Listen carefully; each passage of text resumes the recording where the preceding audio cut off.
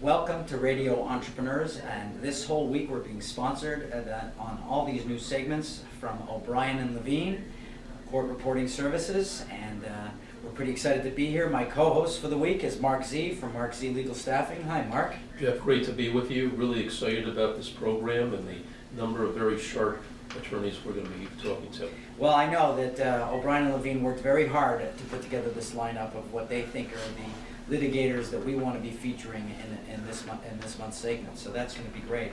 And our first guest, I know she's new to doing this type of radio interview, so there's a little prep involved.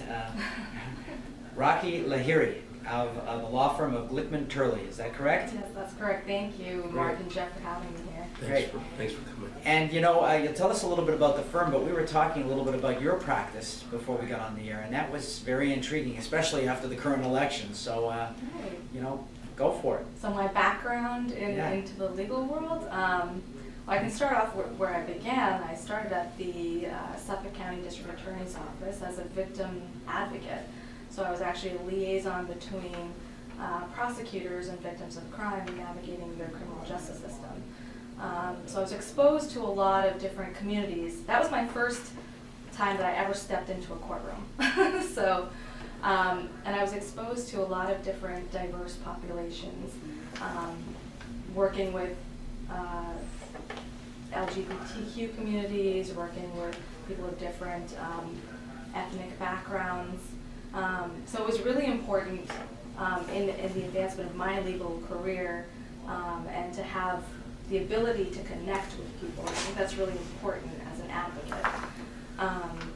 So after my victim advocacy experience, I was encouraged to go to law school, and I went to law school. I went to Northeastern University School of Law. And I chose that school in order to get involved in the social justice goals that I grew up with, basically to support and protect the rights of marginalized communities. And during my time there, I do have an Indian background, so my parents are immigrants from India. And my father's from Calcutta, my mother's from northern India. And they came to this country, they settled here in the 70s. They settled first in Yonkers, New York, and then they came to Massachusetts, and I was born in Massachusetts. But having that dual background also helped me to understand issues that immigrant populations face.